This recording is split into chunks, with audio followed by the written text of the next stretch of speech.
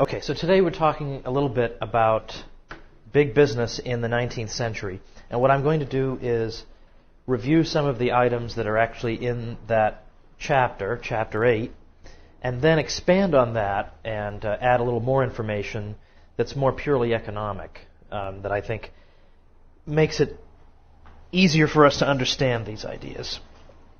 So, as you can see, this is what you might call a revisionist chapter, in the good sense of the word, because it does challenge the received view on big business in the 19th century. And I remember when I was in school, I got that received view that that big businessmen are wicked exploiters, and in order to tame the wicked exploiters, we need these selfless public sector employees to intervene on our behalf. And that is sort of the standard view that you get all the time, that politicians are wonderful and they just care about the public good, whereas these private individuals are nothing but greedy SOBs. I don't know if I can say SOBs in the recording.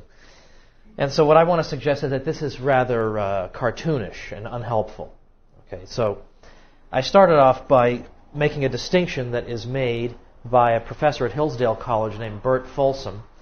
He makes a distinction between what he calls market entrepreneurs and, in effect, political entrepreneurs.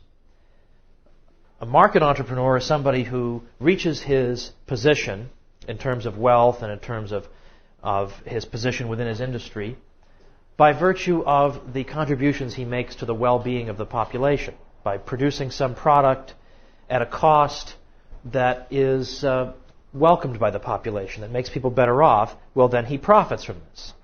The political entrepreneur, on the other hand, is somebody who reaches his position through some kinds of grant of government privilege, either through some subsidy or through some tariff or something that hobbles his competition. Then he reaches his position. And so Folsom is trying to argue that that's kind of an artificial kind of entrepreneur. We're not as impressed by that, because anybody can go begging for special privileges from government, but not everybody is clever enough to think of some innovation on his own that is so beneficial to the general population that people will voluntarily fork over their money rather than be forced to do so because the guy has crippled his competition through some government interference. Now, Folsom really is the key figure in terms of recent historians on big business. There are some others I cite in my bibliography, but Folsom has this well-known book that came out around 1991 with a very provocative title called The Myth of the Robber Barons, a new look at the rise of big business in America. And it's been consistently in print since then. And in our day, for a nonfiction book to be in print for 15 years, it's like an incredible classic. Right? It's very, very rare in our day. So he gives the example that I then elaborate on of the railroads in the 19th century and some of the corruption that was associated with railroad construction. And one of the arguments that I put forth there involves the incentive structure that existed with regard to government assistance to the railroads. What kind of incentives did this create? Because you got two forms of government assistance if you were a railroad. It wasn't direct money, that you didn't get a direct grant from the government, but you would either get subsidized loans, low-interest loans, or you get free land. Government had a lot of land to give away. Public lands would be given away to the railroad. So those were the two forms of subsidy. Low-interest loans are obvious in terms of why the business would want them, but the land may not be so obvious, and what typically happened was that the railroads would sell most of this land for money. So it was an indirect grant of money to the railroads. You give them land, they sell the land, they collect and keep the money. And of course, by selling this land to people and helping to populate this land, the railroads are in effect creating a built-in market for themselves by, in effect, populating the very place through which this railroad is going to travel. Well, they therefore attract people to that place. These people are going to need the railroad to be successful in order for themselves to be successful.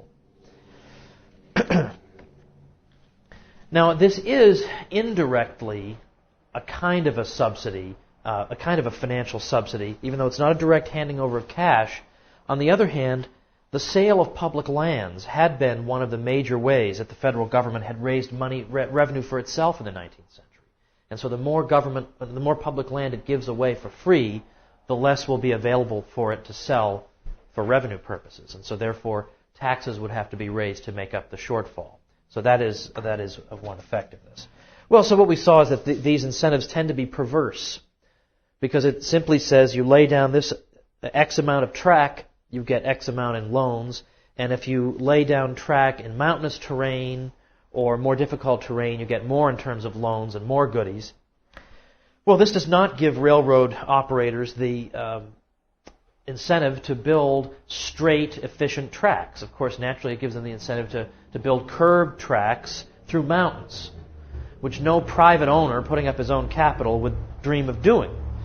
A private owner would want to be ruthlessly efficient and have the straightest possible, most efficient line that he could.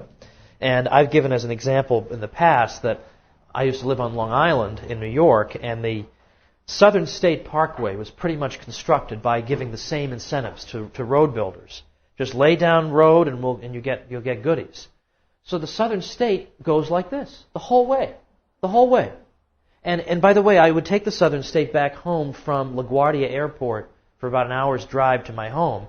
And sometimes when you've been flying all day, you're kind of tired and you'd rather just have that straight, simple drive home. But on the other hand, at least I didn't fall asleep on the way home, because you have to drive like this the whole way. So this is not that uncommon a phenomenon, and it was all over the railroad situation. And then there is the example, the interesting counterexample of James J. Hill and his Great Northern Railroad going from St. Paul to Seattle, that he constructed without any government assistance of any kind, and he wound up having an extremely efficient road.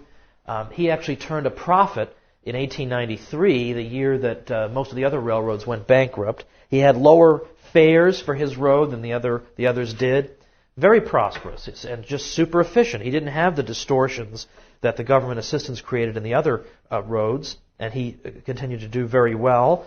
And he had an incentive, again, to build up the communities alongside his road, and he did that through his own funds. And he negotiated rights of way with Indian tribes. He didn't just exterminate them all. He negotiated with them, as private individuals typically do. But it's not just the railroad situation. And by the way, this is an example of the distinction that Folsom makes, because other railroad operators were getting all these government grants of one kind or another. Hill was not. So Hill is a market entrepreneur. The others are political entrepreneurs. There's the example of John D. Rockefeller. Now, there are many things we can say. Maybe we don't like the Rockefeller Foundation, whatever. That's not what we're talking about. It's worth noting that for whatever else we can say about John D. Rockefeller, he did improve the well-being of Americans, obviously, by making, for example, kerosene much less expensive for people, making it into an affordable illuminant that was a helpful and important substitute for whale oil that had been in widespread use, but that was obviously not very cheap for people. So all of a sudden, people could stay up late at night, which for me is wonderful because I pretty much do all my work around 3 in the morning. And on the other hand, you don't have to spend a fortune to be able to stay up late at night, because it's cheap now to illuminate your homes. Rockefeller, of course, was into oil refinery rather than the actual pumping of the oil out of the ground. And it was his, again, ruthless efficiency in cost cutting, always wanting to cut costs, that made it possible for him to prosper. I even give the example that when he was faced with the waste that's left over from the refining of the crude oil, he developed 300 products out of the waste. So again, super efficient. And we'll talk about predatory pricing later, but the allegation against Rockefeller that he engaged in predatory pricing, that is to say that he sold below cost in order to drive all competition from the field and then raised prices to earn monopoly profits, is basically no longer believed by historians. So that has been debunked for about 50 years, mainly with an article by a historian named McGee, who wrote an article in the Journal of Law and Economics in which he investigated this and read thousands of pages of testimony and court documents and everything, and came to the conclusion that Rockefeller had simply bought out people. That was how he dealt with competition. He purchased them, and he apparently purchased them at decent prices. He didn't just say, "I'll buy your refinery for 5 cents." He purchased them at decent prices because we know that, for one thing, because he ended up employing some of these people in his own firm, and if he had taken ruthless advantage of them, it's unlikely he'd want to have them sticking around. They'd obviously just engage in sabotage. And we also have the example of at least one guy who made a very nice living selling refineries to Rockefeller, building them up and then selling them. At least 3 sold to Rockefeller by one person. So this is, as I say, this is an important cost-cutting innovation by Rockefeller. His efficient oil refinery, which improved the standard of living of everybody. So notice that Rockefeller does not just take from some people and give to other people in political fashion. He increases efficiency such that everybody is wealthier, because now I need to expend fewer of my own resources to get what I need. I now have more resources left over to buy additional things that I couldn't have had before. That's how wealth is created.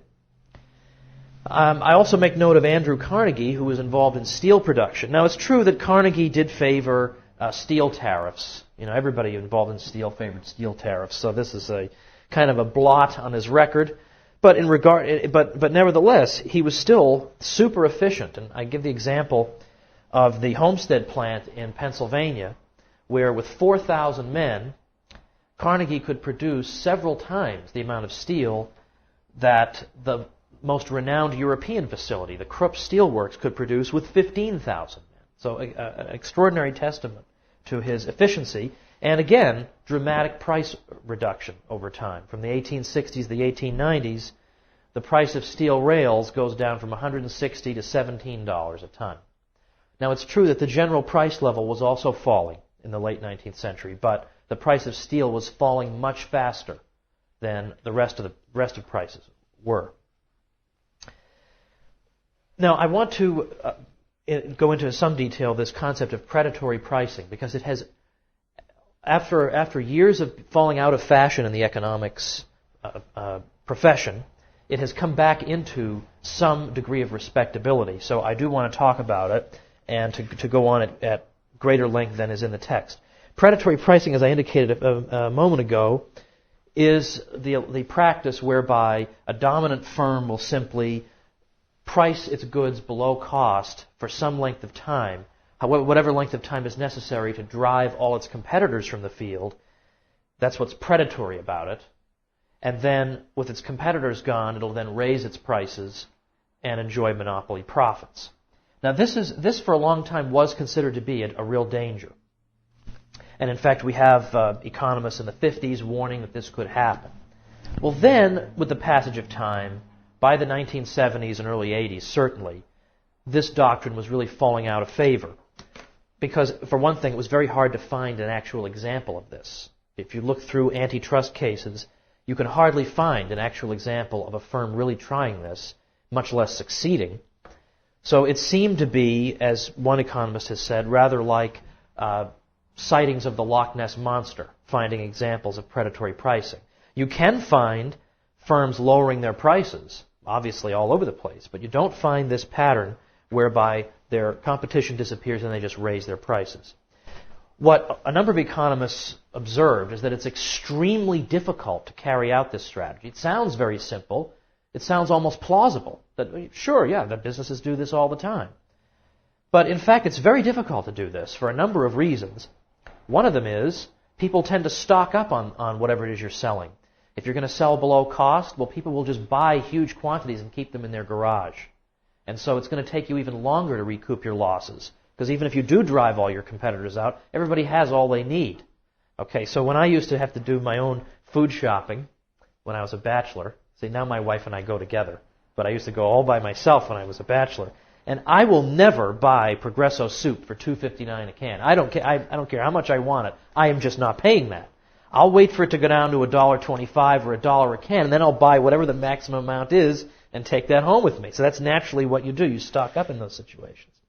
But beyond that, there's the problem of what do you do about new competitors entering the field? Sure, I drive these people out of business, but okay, well then some other competitor can buy their physical plant for next to nothing and then go into business with me with very low cost foundations, and once again, I have to compete against yet another entrant into the market. And it turns out that it's basically impossible to drive everybody out consistently. it's an enormously expensive strategy, and it's very difficult to carry out. Now, I have got I devised in one of my books a kind of a thought experiment about what it would involve to actually engage in predatory pricing. And I rely on an important book by George Reisman, who in 1996 wrote a book called Capitalism. It's the size of a phone book. It's the biggest book I've ever seen. It's like 1,000 pages. It's this big, and then you open it up and it's 2 columns. So how somebody could write a book like this is completely beyond me. But nevertheless, Reisman points out that one thing to remember is that a large firm that attempts predatory pricing is during the predatory stage where it's cutting its prices below costs, is making losses commensurate with its size. That is to say, suppose I'm a firm and I dominate, I've got 90% of the market in some product. Well, then I am making losses on my 90% market share. So my competitor, suppose I've got just one competitor for simplicity's sake, and he's got the other 10%. Well, okay, so he's making losses on his 10%, but I am losing an absolutely gigantic amount of money with the passage of time. And Reisman says, it is difficult to see the advantage constituted by 9 times the wealth and 9 times the business if money is lost at a rate that is 9 times as great. Another economist writing in the Journal of Political Economy says this: price wars are far more expensive than is often realized. For one thing, it takes quite a long time to drive a rival from the field. The smaller firms may simply close down and wait, and then reopen when the larger firm, in the expectation of recovering its losses, raises its prices. Even if the large firm succeeds in driving one set of owners into bankruptcy, the capacity does not thereby disappear from the area. The small company may now reopen under new management, with plant bought at knockdown prices and capable, as a consequence, of marketing a product at very low cost. Only when the small plant is worn out or becomes obsolete, a matter of years, is it out of the picture, and only then is the large firm in a position to raise its prices to recoup its losses. After that, the prolonged period over which prices must be kept high in order that the large business can entirely recover its losses may simply invite new entrants or new expansion and start the whole period of unprofitably low prices over again. Now, there is also a chain store variant of the predatory pricing argument. So a lot of times opponents of chain stores think that chain stores are so large and they have all these resources at their disposal that they'll always win out in competition with smaller stores. So they can draw on the profits that they earn in other markets to sustain them while they suffer losses in some local market in order to drive their competitors out. But again, there is some faulty reasoning here. Again, you have all the difficulties associated with predatory pricing. But let us suppose we have a nationwide chain of grocery stores called Megamart. And let's suppose Megamart has 1,000 stores around the country and $1 billion of total capital invested for an average of $1 million per store. Now, a lot of people seem to believe that Megamart can bring its entire fortune to bear in order to drive its competitors out of a new market where it seeks to expand. But it would actually be an example of ludicrously poor business strategy and economic judgment for Megamart to do so. Suppose, for the sake of argument, that in the face of all the theoretical and empirical evidence to the contrary, that we nevertheless conceded the possibility that Megamart could drive all its competitors from the field in a given market and keep them out forever simply through the implicit threat of crushing any new competitor who should emerge on the scene. Megamart would indeed enjoy abnormally high profits in that market should it be successful, and the prospect of those premium profits could well entice the company into making this effort. But as Reisman observes, such a premium profit is surely quite limited, perhaps an additional 100,000 per year, perhaps even an additional 500,000 per year, but certainly nothing remotely approaching the profit that would be required to justify the commitment of the firm's total financial resources.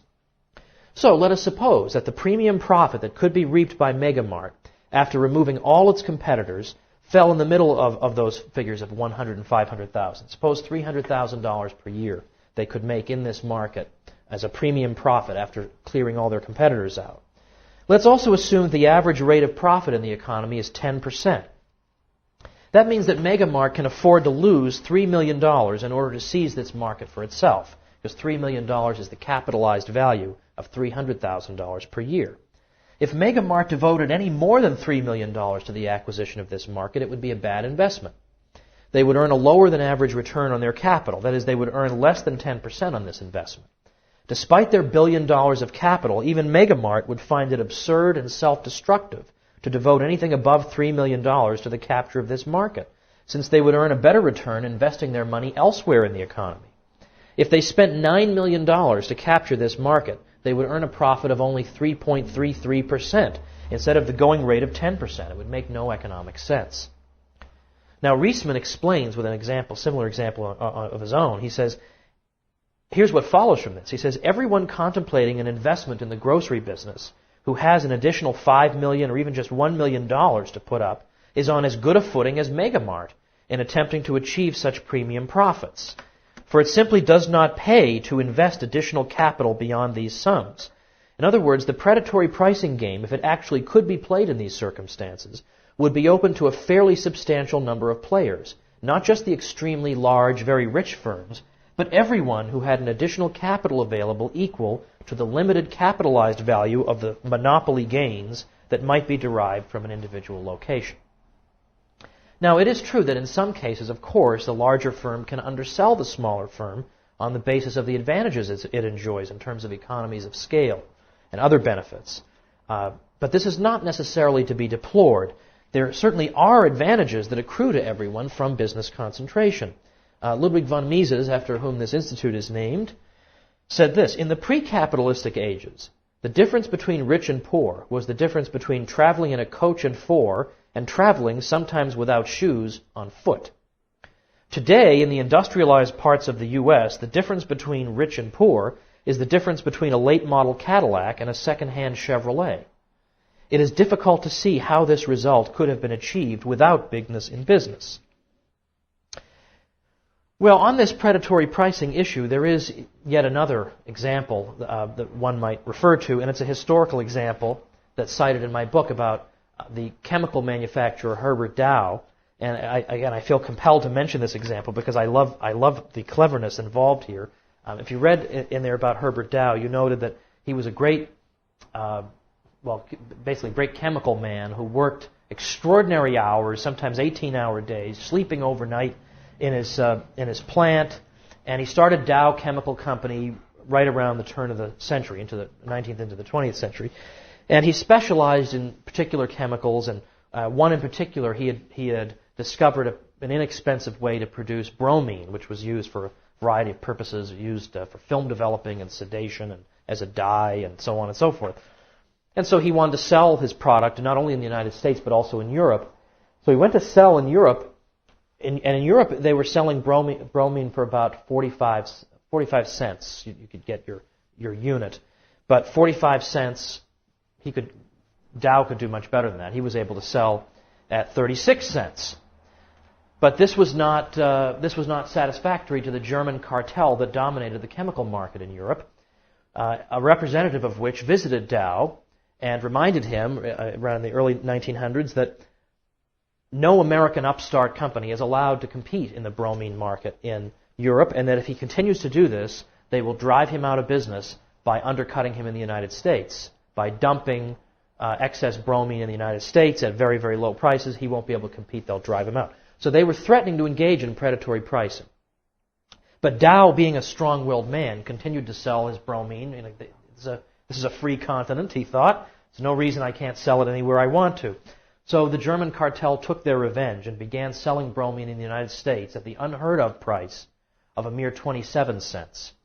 So you got Europe is the price is 45, Dow's is 36, and now all of a sudden this German cartel is selling for 27. So now Dow has to figure out what to do, and what he decides to do is he realizes that the German cartel has to turn a profit in Europe in order to sustain the losses it's going to make in the United States. So he simply, through his purchasing agent, buys up enormous quantities of bromine at 27 cents a pound in the United States, and then goes to Europe and sells it at slightly higher price, but well under 45. So the German cartel naturally is wondering how there could be all this demand for bromine in the U.S. They couldn't have anticipated it. So meanwhile, Dow carries on with this sort of underhanded scheme, and the cartel just continues to drop its price down to 15 cents. We'll show this Herbert Dow. So he just buys all the more of it. So finally it gets to a point where they're reduced to selling it at the absolutely rock bottom price of 10.5 cents. Until finally, they just can't keep this up. And he gets another knock on his door from the cartel, and they say to him, how about we just make a truce here? And they say, we will have Germany to ourselves, you can have the United States to yourself, but we'll let the rest of the world be open to free competition. How do you like that? And Dow accepted. So that sort of goes to show that the predatory pricing strategy can seriously backfire, as it did against the competitors of Herbert Dow. But the final point that I want to make involves where economists stand on this predatory pricing doctrine today. Because as I note in my book, typically economists tend to dismiss predatory pricing. I mean, the average person gives it much more credence than the average economist gives it. And I cite George Stiegler, who's a great Chicago school economist, to the effect that today it would be embarrassing to encounter this doctrine in professional discourse. Well, on the other hand, though, it should be noted that in a small number of influential cases, there are economists who increasingly have brought the doctrine up again. In some ways, it's parallel to economists' views on foreign aid. 1950, 1960, economists said foreign aid is a wonderful thing. It's going to bring about the development of the third world, and we all need to do it. It's a moral obligation. By the 1980s, when everyone could see that foreign aid had been an absolute disaster for the third world, a disaster for a million reasons that perhaps we'll talk about next term or slightly referred to in my book. Well, all of a sudden economists were all saying, oh yeah, we all knew that foreign aid would be a disaster because it has all these terrible incentives built in. But then around the year 1995 and up to today, you have economists who say, well, let's not abandon foreign aid altogether. If we direct it to good regimes, then maybe it'll have a good outcome. So it's made a comeback. Well, the same sort of pattern is visible with predatory pricing. In the old days, yep, this model is absolutely true, it could really happen. Then by the 70s and early 80s, everybody was saying, oh no, we all knew that this can't really happen, it's a big fantasy. But now in recent years, there's been this view that, well, maybe in some cases it can be strategically used. Maybe some firms can use it just to put the fear of God into their competitors, to be such vigorous cost cutters that it will intimidate other firms into simply refraining from trying to compete with its cost cutting. So there are some economists who have said that it could possibly still work. The difficulties with even that view are that it's very hard for a court that's called in to adjudicate an antitrust dispute to distinguish between cost cutting that has a predatory goal in mind and just normal cost cutting that any business does, or I should say price cutting. How do you know that this firm is cutting its prices in order to drive everybody else out of business, but this firm is cutting its prices just to be competitive? I mean, conceptually, there's no way to distinguish between them. So there's no non-arbitrary way to adjudicate disputes like that. And even if you uncover internal memos in some firms saying, we've got to crush our competitors, well, every firm says that about their competitors. I mean, sometimes there is a certain poetic license that's allowed here when speaking about competition. So this is still a problem.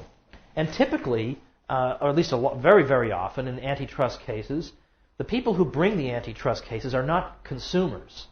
It's other firms who just are sick of the dominant competitor and they just want to cripple him using the law, using the long arm of the law. It's typically not the consumer saying, oh, please, please, I'm so tired of having inexpensive goods. I wish I could pay more. Well, if you want to pay more, go ahead and pay more. Go to the competing firm and pay. But they hardly ever actually bring antitrust suits themselves. It's the competitors who just see this as the best way to cripple their efficient competition. But beyond this, there is the point, and this is a point that I want to give credit to Professor Don Boudreau for. He points out that firms themselves have an incentive to prevent predatory pricing from being successful. And by that we mean as follows. Any one of us in our capacity as a consumer wants to purchase from a company that is competitive in some way. I'm not using the strict Austrian definition of competitive, but in other words, I mean, when I was living in Cambridge, Massachusetts, and I wanted to go out and buy music, that was the place to buy music because they had Strawberries there. That was a chain. They had I don't even remember the names of these places anymore. They had a whole bunch of big major music things right in the area, so you could get super cheap music. And then now, I go to the mall and I see the prices they charge for music, and I say, well, I'm not paying that because I remember when I was in college I didn't have to pay that. Okay, well, I'm not living in Cambridge anymore, but I still have this view that I should have to pay only those low prices. Naturally, when I buy music, I want to be in that situation. I want to be in Cambridge where I can get low prices because there's all this vigorous competition going on. That's not difficult to understand, that as buyers we want vigorous competition among the firms that are catering to us. But at the same time, a supplier also wants its customers to be competitive. Because suppose you have the example of Coke and Pepsi. Let's suppose Coke and Pepsi collude and decide that they're going to enter into a pool with themselves and then just control their prices. They're going to have the price go up slightly and neither one will undercut the other. So they're going to have some kind of a price-setting scheme going on. Well, there is somebody other than consumers that has an interest in preventing that from happening, and that would be Archer Daniels Midland, for instance, that produces high fructose corn syrup. Because think of it this way. If Coke and Pepsi are vigorously competitive with each other, we're going to buy more of their stuff. They're going to have lower prices. We're going to buy more of their stuff, and so in turn, Coke and Pepsi are going to buy more high fructose corn syrup. But now let's suppose that they set their prices. They have some kind of collusion going on. They set their prices higher than they would otherwise have done. Well, we're going to buy less of their product, and so they're going to need less high fructose corn syrup under that situation. So Archer Daniels Midland has no desire to see this happen. So therefore, they have an incentive to try to prevent that from happening. Now, how can they prevent that from happening will hold to the very end. But another example would be, let's suppose Walmart, which is the usual villain in these situations, is set to dominate the pharmaceutical market. And in fact, Walmart has announced, I guess some of you have probably seen the signs, that they're making 300 generic pharmaceutical products available for $4 for a 30-day dosage. Well, I think most people would welcome that, but other people might, and then Target announced that they would match that price. Well, there would be some people who might say, but what will happen if Walmart drives all its competitors out of business, then it's the only pharmaceutical outlet, then it'll just raise those prices again. Well, apart from, I think, how implausible that scenario is, let's consider who has an incentive to prevent that from happening. In other words, the market itself has an incentive to prevent this outcome, to prevent an outcome in which Walmart is so dominant that it can just say, well, you want this drug, then it'll be $1 zillion. For one thing, I mean, obviously these pharmaceutical companies could just simply open their own storefronts as a last resort. But they probably want to prevent the monopoly from occurring in the first place. How do they prevent that? If they suspect it may be happening, if they suspect that Walmart is engaged in some kind of mad attempt to carry out predatory pricing, well, Merck, let's say, the pharmaceutical company Merck, would not necessarily want to see that. Because let's suppose Walmart suddenly starts charging $1 zillion for all of Merck's products. All right, well, Merck isn't going to be able to supply as many products as it could before. It's not going to make the profits it could before. So one thing that Merck might consider doing to prevent this from happening in the first place would be to refuse to deal with Walmart, just to distribute all their products through other competing stores, so as to draw some of Walmart's customers away. It could just simply do that.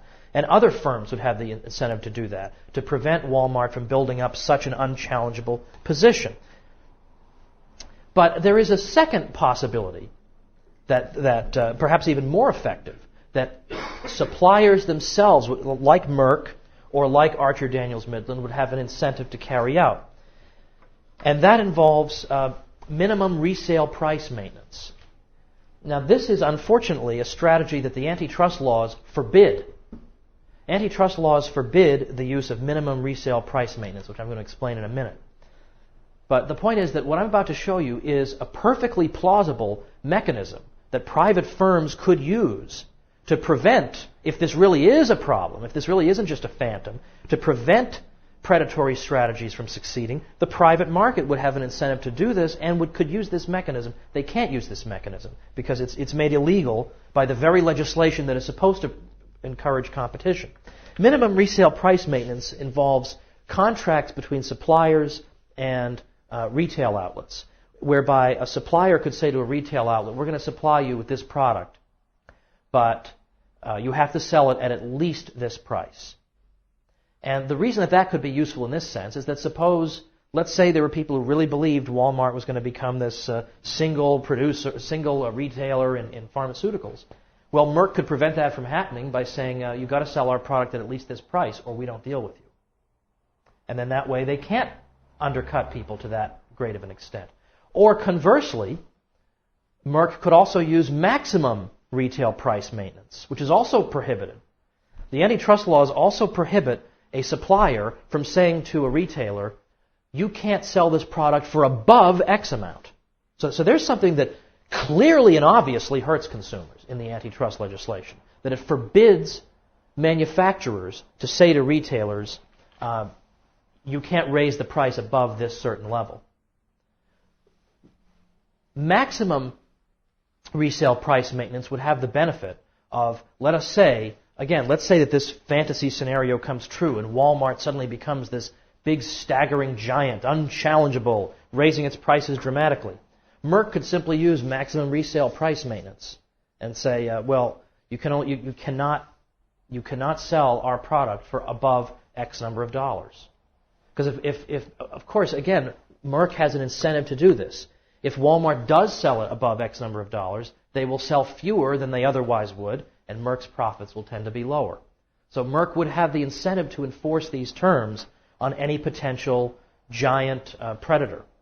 But unfortunately, these very mechanisms have been made unavailable to suppliers, and yet it is through these very mechanisms that the market itself could prove to be the best guarantor that such nightmare scenarios, whether they are theoretically possible or not, could never actually occur in reality.